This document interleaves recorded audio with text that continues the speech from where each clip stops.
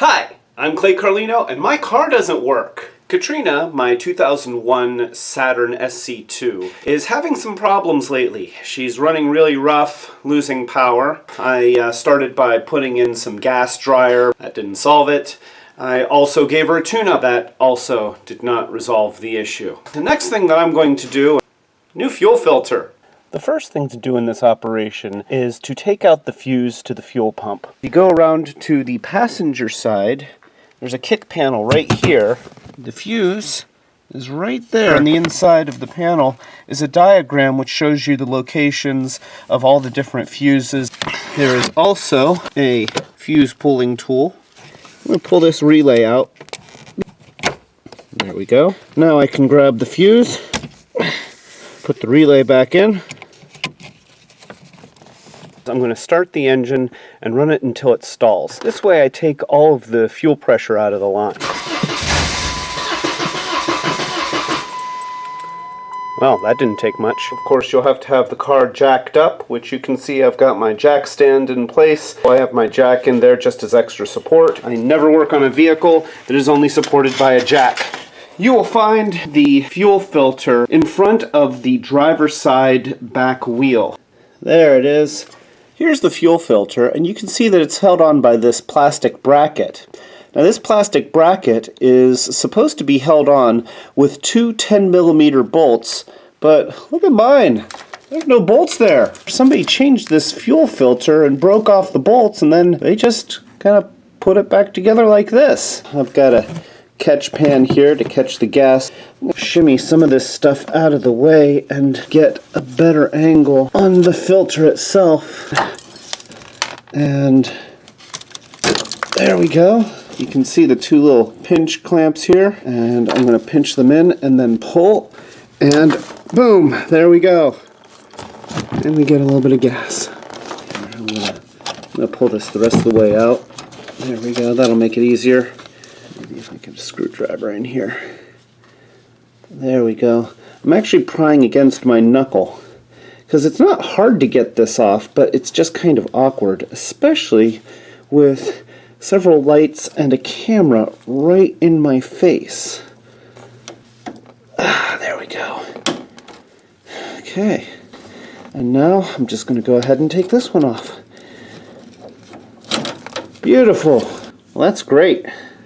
This is the new fuel filter that I got for under $30 on Amazon.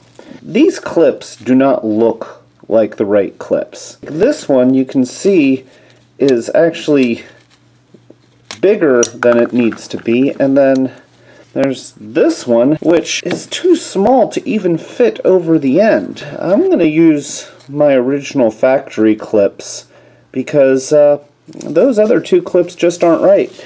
This clip looks exactly the same size as this one, so I am going to use the new clip on this end.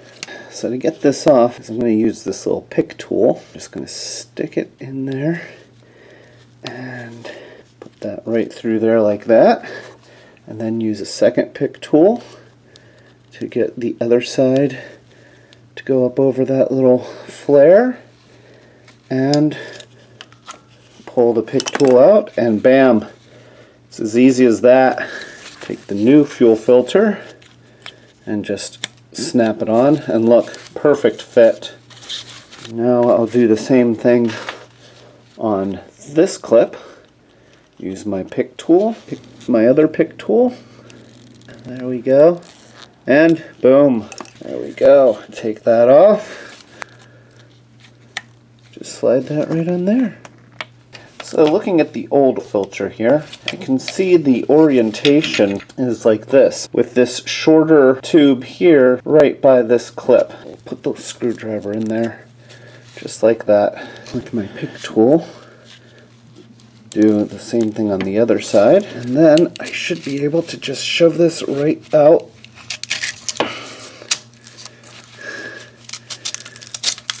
Remembering my orientation with the shorter tube right next to this little tooth here. I'm just going to pop that right back in. Almost there. Come on, give me a click. Don't leave me hanging, bro. Ah, yes! We got the click. So now I can just put everything back the way that I found it. I'm going to kind of get this sort of back into position. I'm going to work backwards and reconnect all of the hoses. I'm going to rotate this little clip so that it is lined up with the gaps in the connector on the hose. I'm going to put this on here until it clicks. Yeah, that was it. Now I'll do this one. Yeah, that is so satisfying. Put this up around here, and then see there's a little hook here that supports it, which is nice since it's not bolted in. Just kind of push the connector on.